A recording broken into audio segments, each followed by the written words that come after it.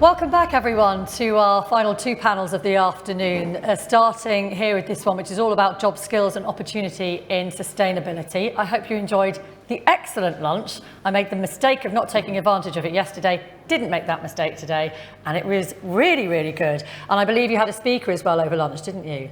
So that was exciting. So while you were listening to that, myself and the panellists here were prepping for this particular panel, and I have to say it's a subject matter that you don't need me to tell you, just has so many threads through all the different discussion topics that have been covered during this summit over the last day and a half.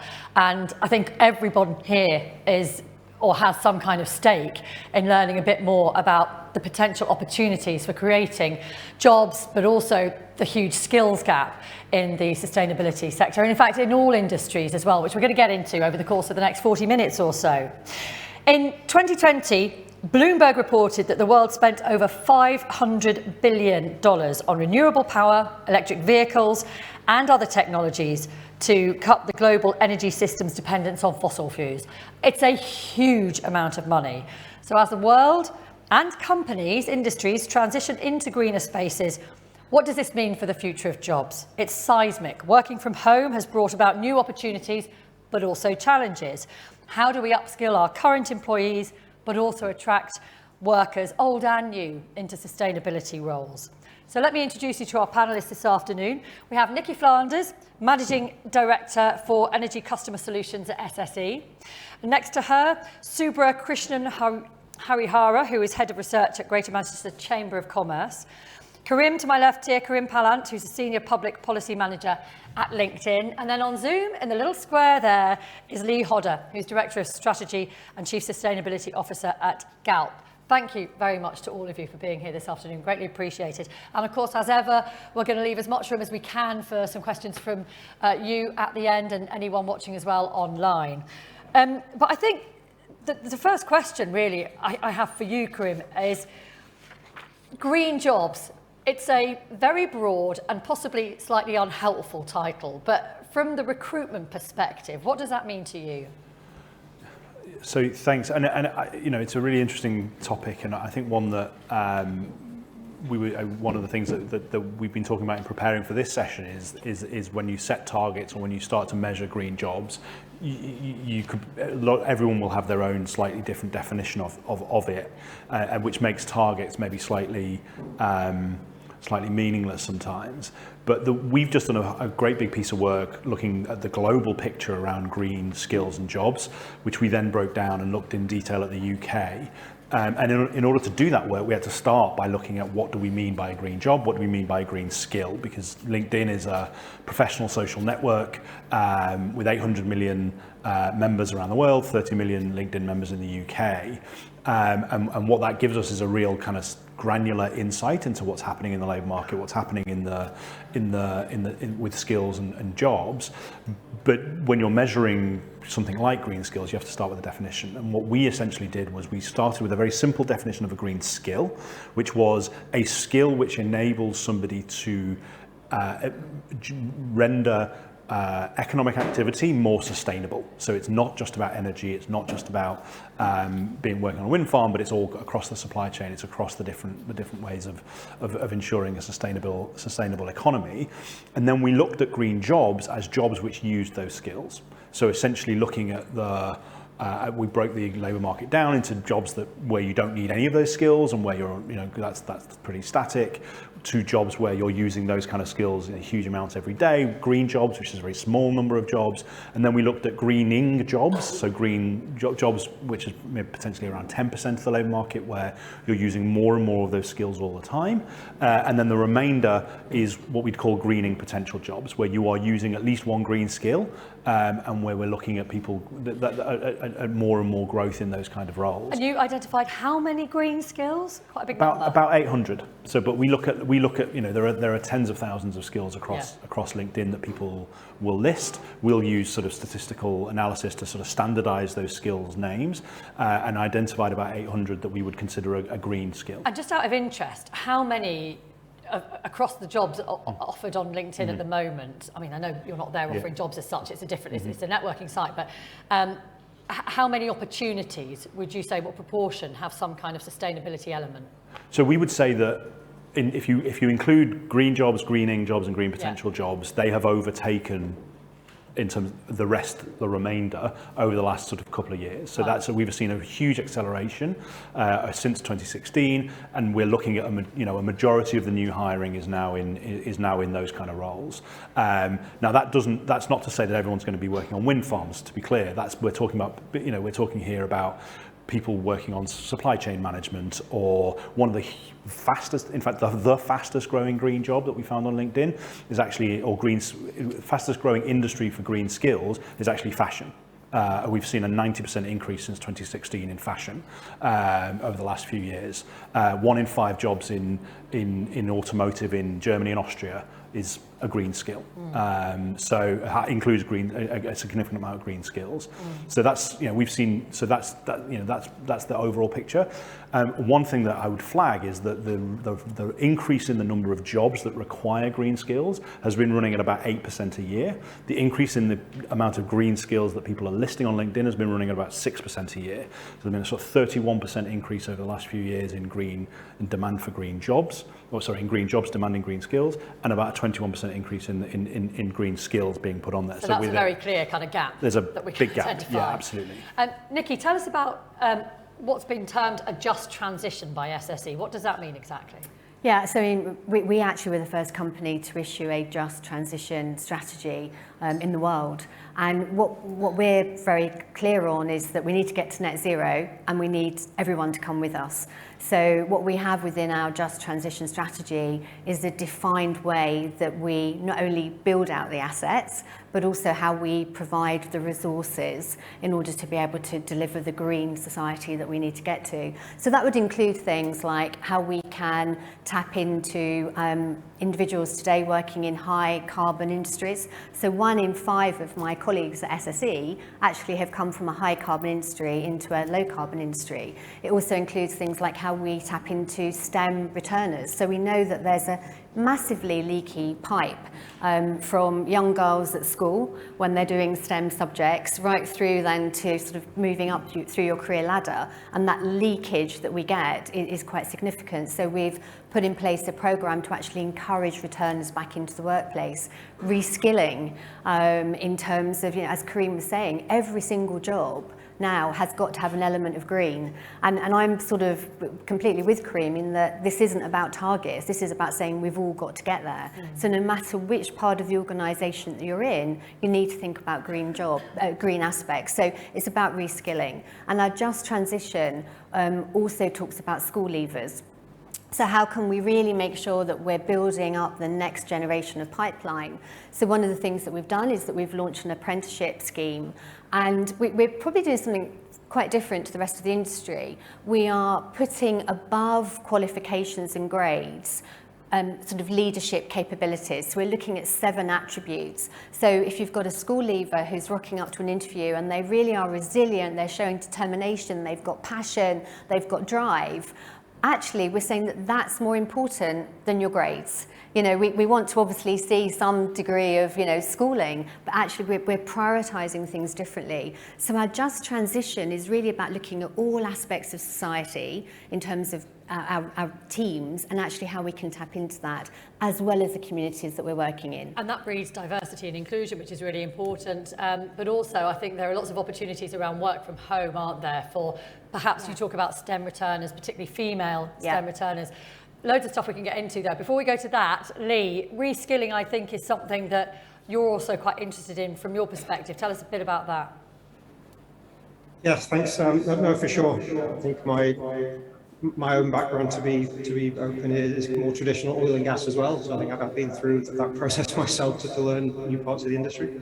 I think especially when you think about what's happening in the energy sector and the fact that we're going through not only an energy transition, we're going through the digital transformation, we're having seriously the terrible events of COVID. I think it's really forcing us to ask ourselves more directly who are the type of workers that we can bring into our industry. And I think it's gone are the days where we expect just to have the more stereotypical type of profiles. We still clearly need lots of core engineering skills, but then how do we bring some people that may have to only, may want to work remotely or may want to have a different type of work-life balance into the industry?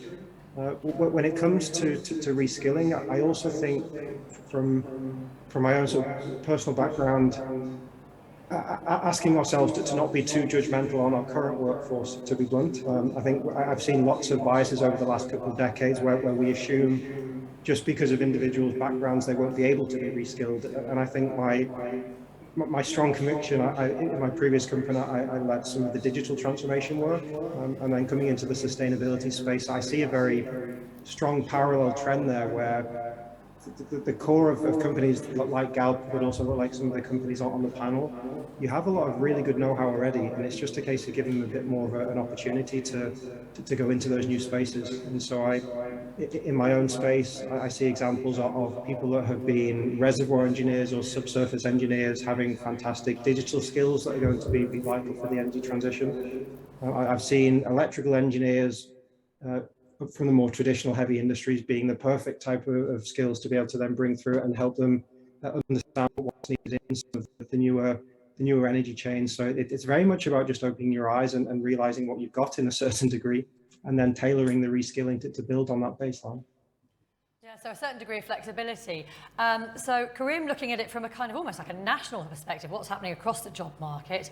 Nikki and Lee, both from industry perspectives. Subra, from your perspective, it's, I guess, about driving the local economy, is it? Well, absolutely. One of the things in Greater Manchester is just going back to that point about targets. We in Greater Manchester have a target which is 12 years ahead of the national target. So Andy Burnham, as soon as he was elected, very soon after he was elected, set this target of 2038 for Greater Manchester to be net zero. That's interesting because there are some priority sectors that GM wants to focus on. But we have actually challenged that. And we have actually said, you can't focus on 2, 3, or 4 sectors for this, because we are not going to make significant progress on that journey towards decarbonization if we focused on certain sectors. And actually, that's what the businesses are telling us as well. So we routinely speak to businesses, do surveys of businesses and so on. And groups of skills have always stood out. More recently, it has been about digital skills. That's very important because many businesses are on that journey towards digital transformation. And then soft skills. And the reason I mentioned those two is because digital transformation in many businesses is actually going to help us in that journey towards decarbonization. So it is an extremely important change that is taking place within businesses in general. And soft skills are important because we have, as a result of the pandemic, certain sectors that have shrunk. So, retail has shed loads of jobs. There are other sectors which have actually shed loads of jobs. And there is pressure on not just certain sectors like energy, for example, but businesses in hospitality have asked us, what does it mean for the hospitality sector to be greener, to be less carbon intensive? What does it mean for the transportation and logistics sector?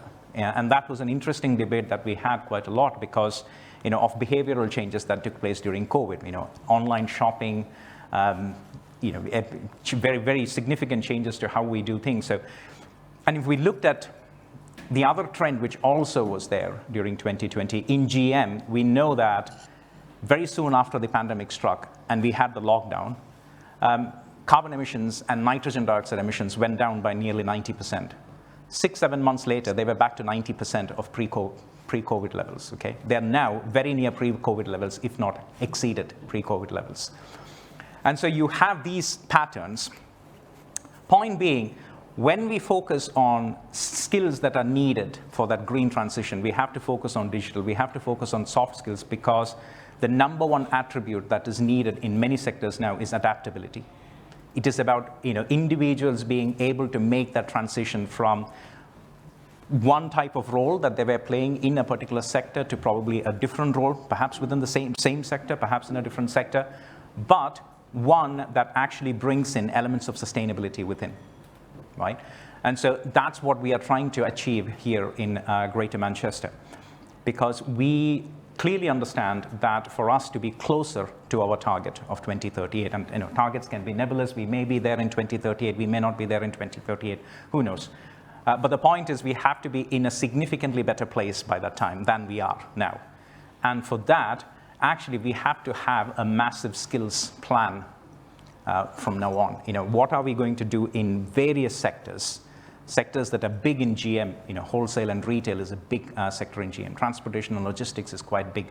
How can we actually help those sectors make the transition towards low carbon? And in fact, that's a point, Nikki, you were making when we were talking earlier, that there's a lack of a plan. There's a lack of a coherent plan for addressing all these issues that Super has mentioned there. Yeah, exactly. So I will come to the plan, but just something you've said when we talk about skills, and I guess it might be a bit of a semantics point, but it's about a way of thinking. So, in GB, we deal with 500,000 business owners, predominantly in the small and medium segment, and they're saying to us, how do we think about our business getting to green? And so it's actually thinking about everything we do in terms of our business planning, how we run our business, and actually thinking differently. So, is that a skill set? Different thinking, it most definitely is needed. And I think in terms of the plan, we've clearly got a UK PLC ambition, and it's a huge thing to bite off in one chunk. So, if any project managers in the audience will be thinking, right, how would we approach this from a traditional sort of project management emphasis? And we do need some really clear workforce planning here. We need to look at that on a regional basis. We need to be clear regionally that actually sits within a UK PLC plan what it is that we need to do on that regional basis to be able to get to net zero, where the skills are going to come from, and make sure that we're joining up from central government, local government, businesses, education. And without that degree of workforce planning, we're actually going to have gaps. We're going to, have some bits that are ready without the people. I'm curious to know, Karim, because I know you kind of compared the UK to the global picture. How ready is the UK compared to other countries? So I think the big picture is optimistic. So the big picture is that the UK has one of the measures we developed, looking at the way in which we measured green skills and green jobs, was we looked at something called the green intensity of the labour market. So how many roles require green skills, and how many green skills are LinkedIn members listing on their profiles and so on. And so in that regard, like the UK is second only behind the US. It's double the global average, which is great news. But on the other hand, when we talk about the just transition, actually there is a very close correlation between the green intensity of labour markets and the income of the country. So actually, if you're looking at the sort of left behind parts of the world where traditionally the sort of developing economies, actually that's a real problem. So that's the first thing to say. The second thing is that this is not uniform by industry. So traditionally we've seen very high growth in green skills within construction, and that's really started to level off or potentially go backwards. Whereas there are some industries where transportation and logistics is well behind and hasn't seen growth, whereas manufacturing has made really very fast progress in the green intensity of that industry. That's within the UK. So I would say it's patchy.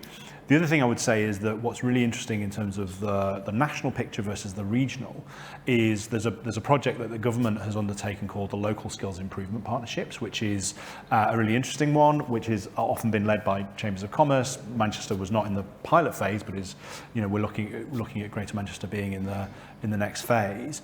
And those local skills improvement partnerships, the 8 pilot areas, we were able to provide kind of regional interesting skills insights to those pilots. And what was interesting working with all of those was their emphasis on green and sustainable skills.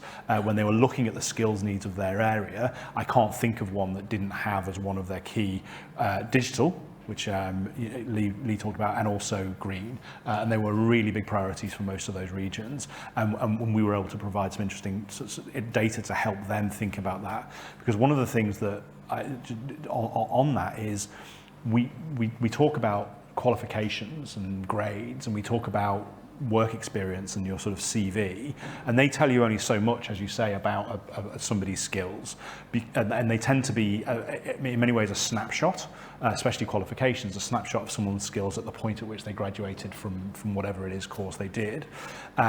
What the government data doesn't do very well is capture people's skills as they grow over time from working in particular environments, and that often means that older workers who might have skills that are quite similar to some of the skills you might need to move into a green industry that they've developed through their working life.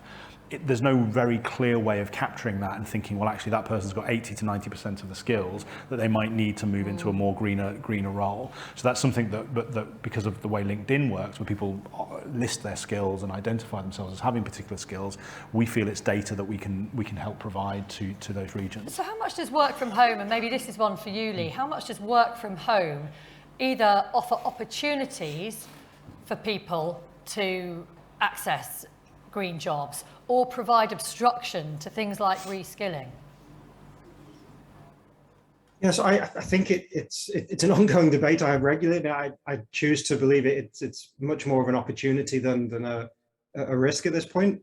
I think it clearly with companies like LinkedIn, I mean, the wealth of options to be able to help do sort of training online is just so much better than it was even 5 or 10 years ago. So I think it gives companies like Galpa a chance to structurally introduce these types of upskilling programs. But I also think I really want to hit home on the comments that were made by the other panelists earlier on around both the digital enablement that we're allowed to then leverage in the workforce, but also how do we help the soft skills develop in a virtual environment is something that is I see as an ongoing kind of challenge that we're having to improve. I think especially I saw, even though our own industry has kind of historically been very much face-to-face and in the office, I think that the energy sector in general learned a lot through COVID.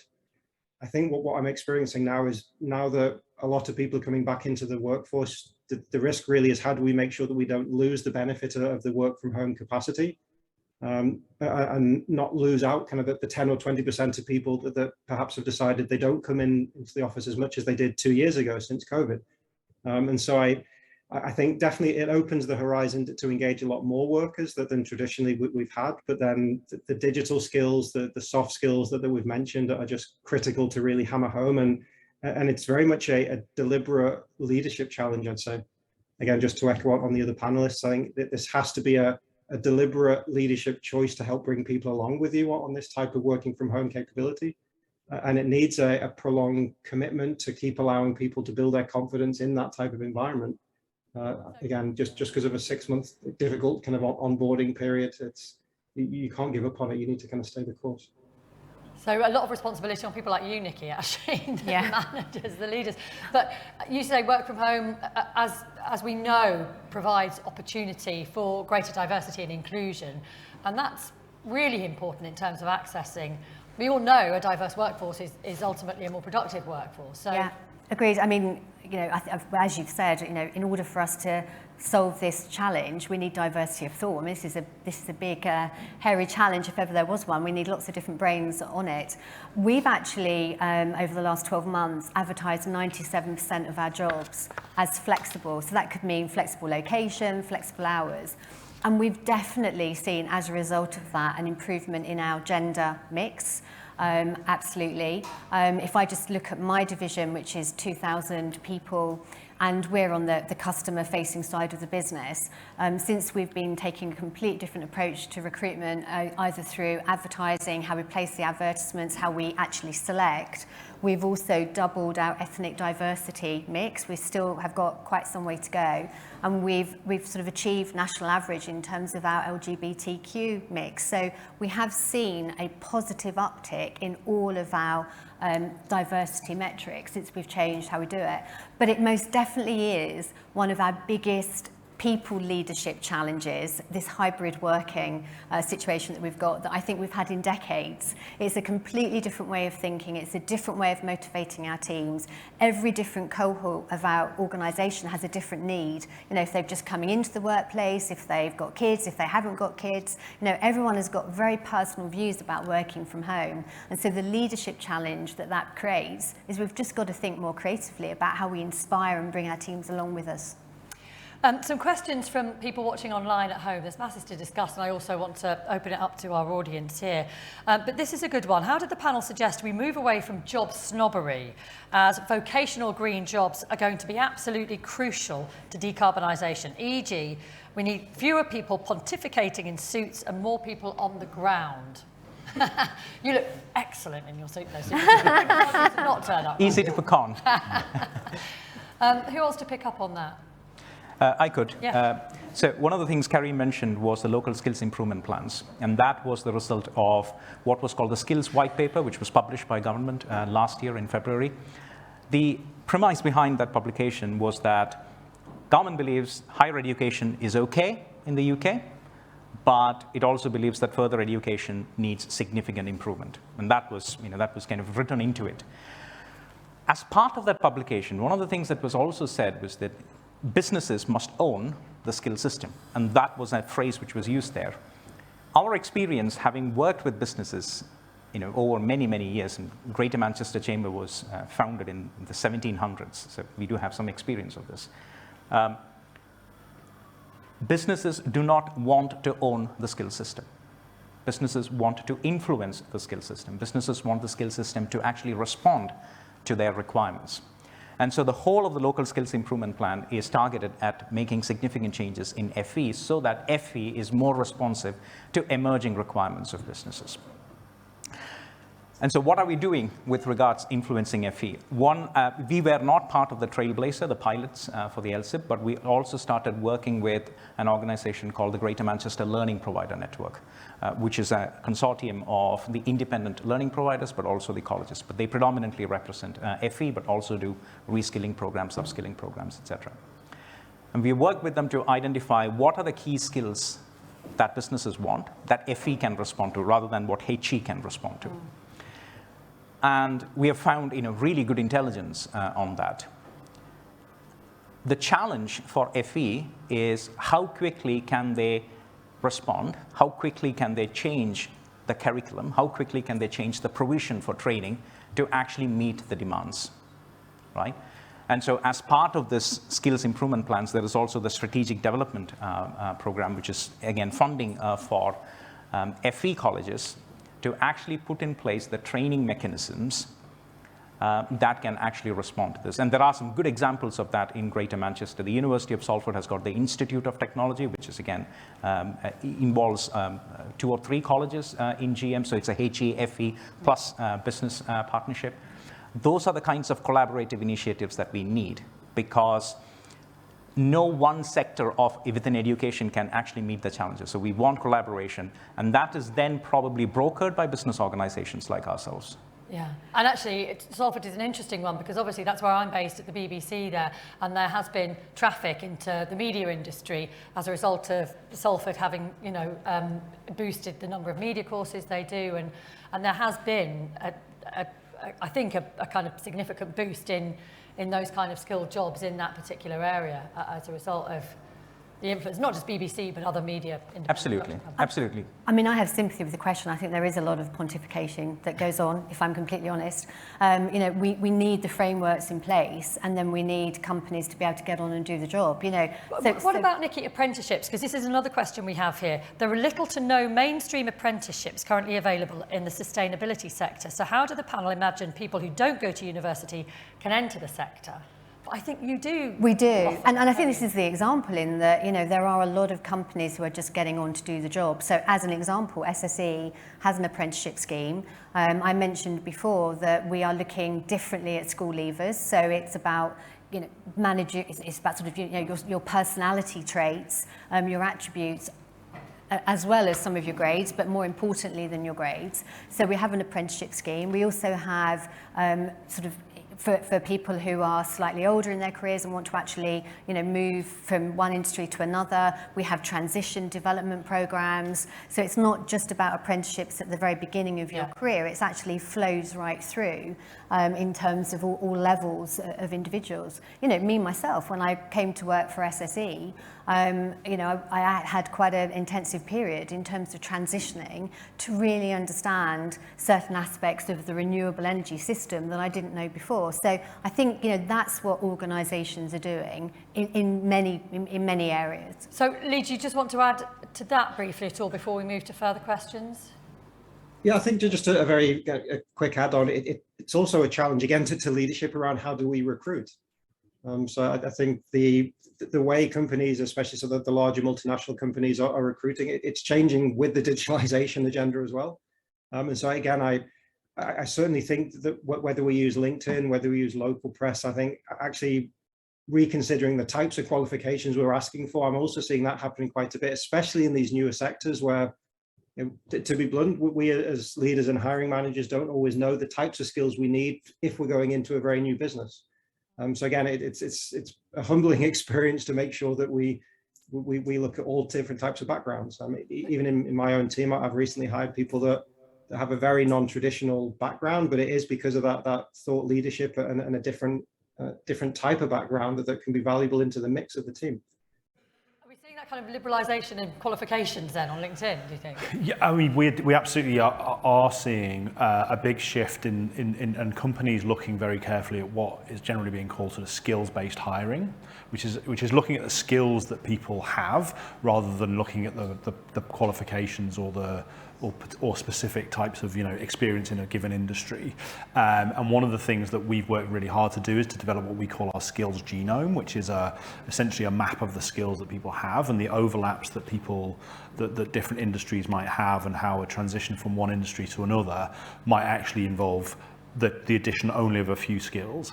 Because we've talked a lot about apprenticeships, we've talked about degree qualifications and school leavers, but to go back to something we said at the beginning, that's a snapshot. That's essentially the skills you have at that moment once you've done that qualification.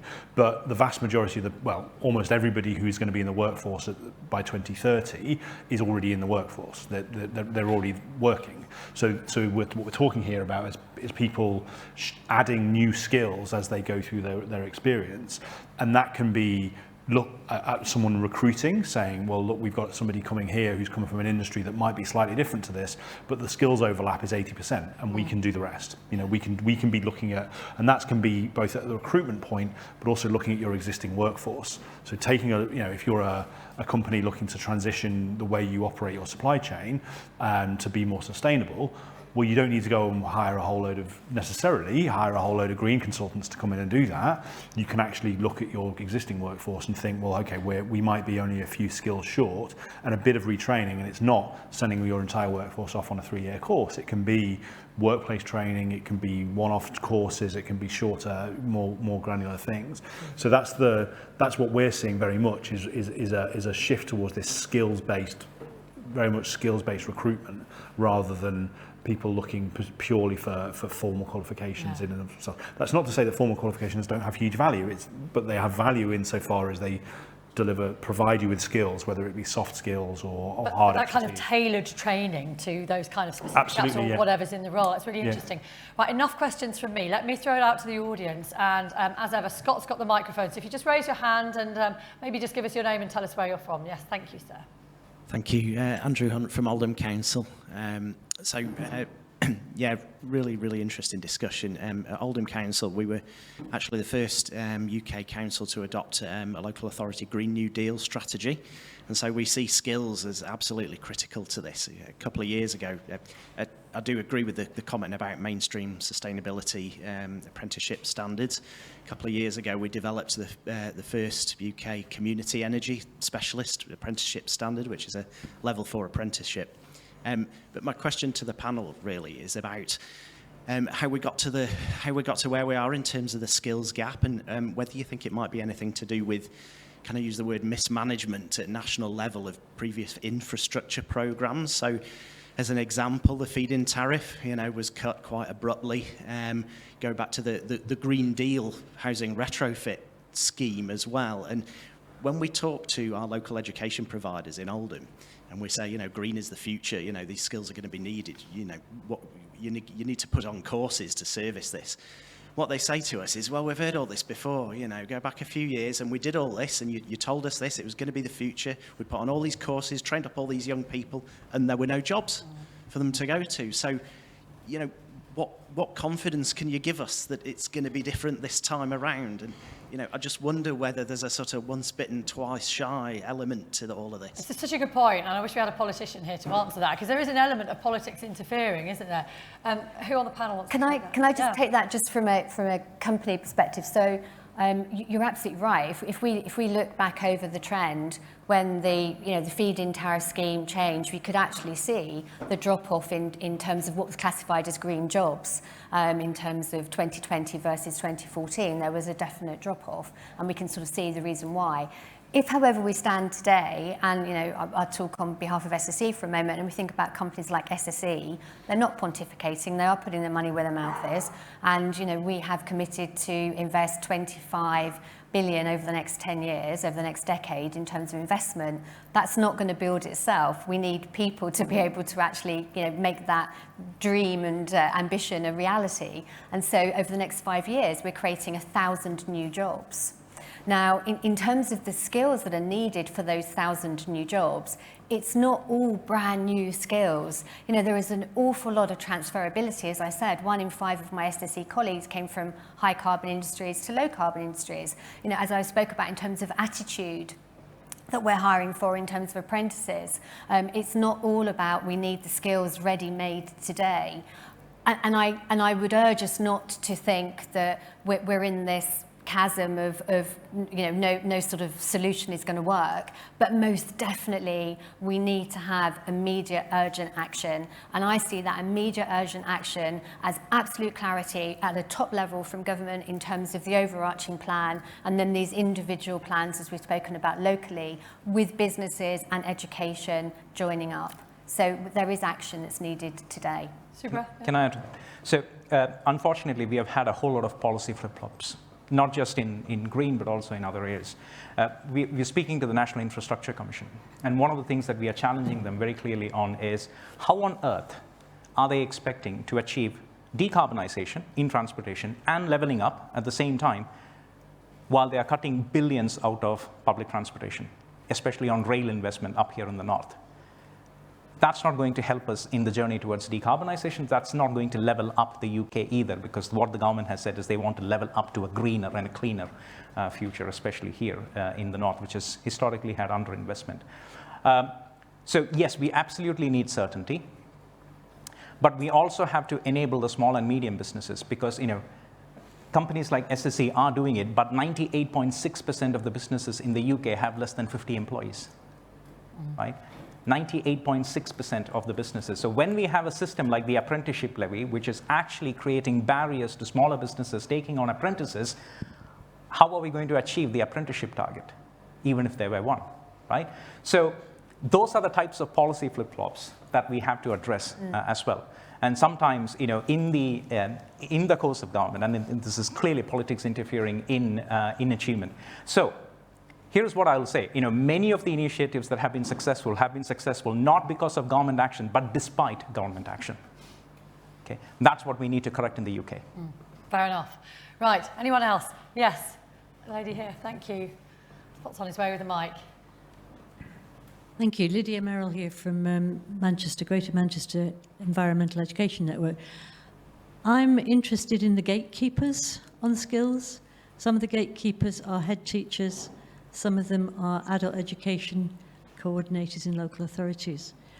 What advice would you give head teachers and adult education coordinators in terms of advising them on their own skills development?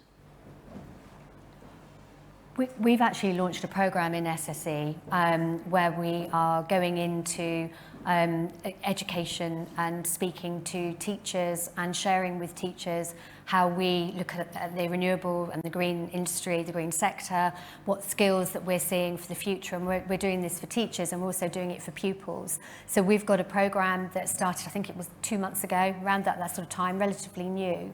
And the feedback that we've had so far has been really, really positive. So, obviously that's at quite a local level.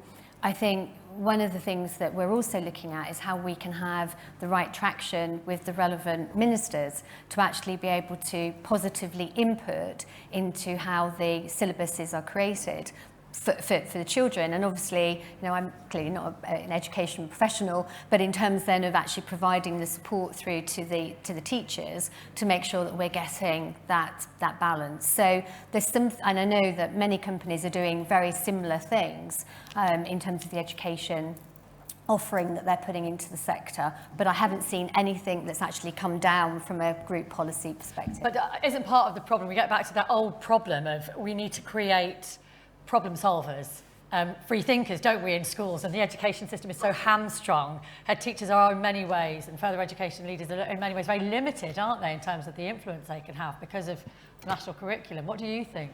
Sorry, you haven't got the microphone. I'm passing it back to you.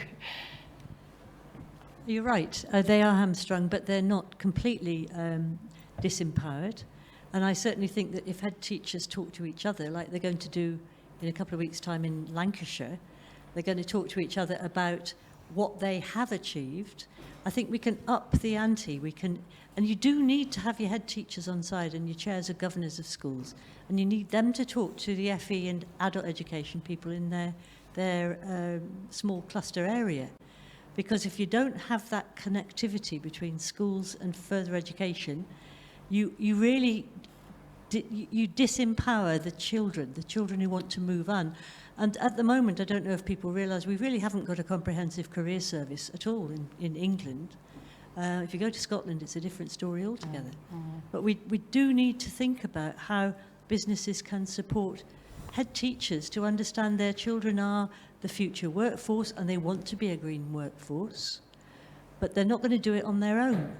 So the head teachers need to understand what's possible in adult and further education. They need to look at what their parent skills assets are, because the parents quite often are people with enormous skill, but they've lost their jobs during COVID, or the heart has gone out of their town, like in Burnley and Blackburn. We need to think about how do head teachers operate as agents of change, and that isn't something that is easy to achieve, but I think it could be done if businesses could support them more, because most head teachers are firefighting. They're firefighting because their budgets are so under pressure. They've got to replace 6 gas boilers and they can't.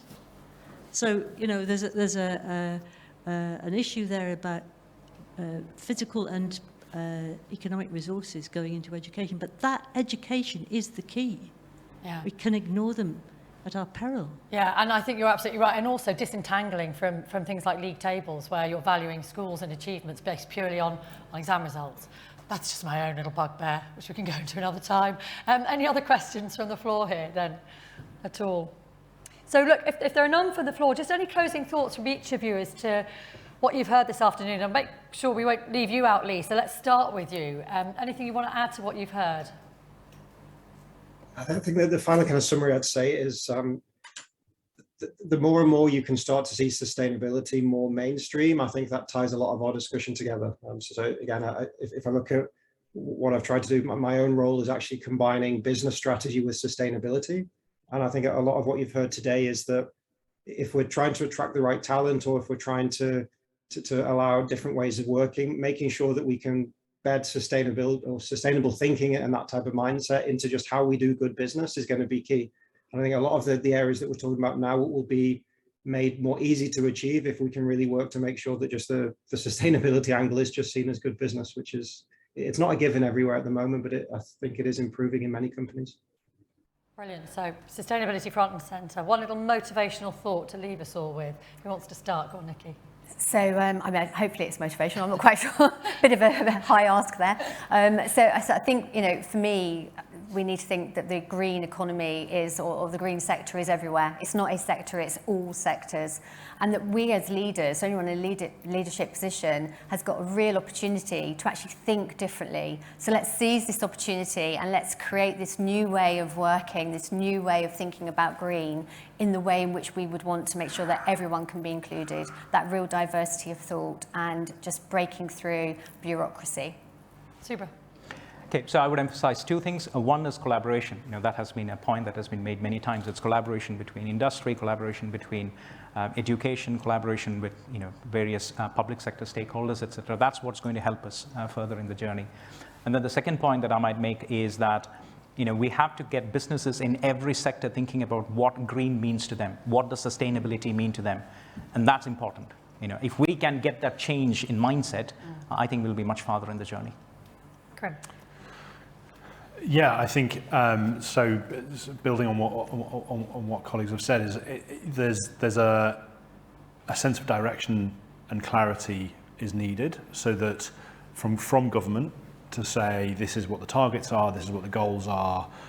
Looking at individual industries, what their expectations are in particular industries as well, or particular regions, to allow businesses and individuals and educational establishments and everything else to have that confidence to say, I'm going to go all in on this, I'm going to invest in my skills, I'm going to invest in my workforce, I'm going to invest in the skills infrastructure in my region to ensure that we are there, both with our existing workforce and the workforce of the future. And to emphasise the fact that this is an absolute commercial must for businesses, the younger workforce of today, to bring an optimistic spin on the idea of the education point, which is to say the younger workforce of today, those younger generations sort of in their 20s and 30s, for them purpose in the workplace is absolutely central. It's hugely important in recruitment, and therefore actually businesses that want to attract talent need to have a sell to those potential employees to say, come here and you can develop your green skills, come here and you can be part of the transition. And that's on every industry. That's not specifically NGOs or whatever. That's every single part of the economy. To attract that talent, you're going to need to say to them, you can come here and work on your green skills and on the green transition. I'm so glad you brought up that point, because we spoke about it earlier, and actually it is quite an optimistic thing to conclude on, the kind of ambition of young people entering the workforce these days to make a difference effectively. Thank you so much to all of you. And look, it is potentially, isn't it, such an exciting opportunity, the opportunity that business has to upskill a workforce and at the same time solve climate change issues. If only it was as simple as we want it to be to kind of fit all of that together, but there's no doubt there are huge opportunities here. And the people that you've seen in front of you today are essential to at least solving part of the problems that we've identified today. So thank you so much to all of you. We're going to take a 45-minute break now, but join me back here just before 4 o'clock for the final panel of this year's Decarbonisation Summit.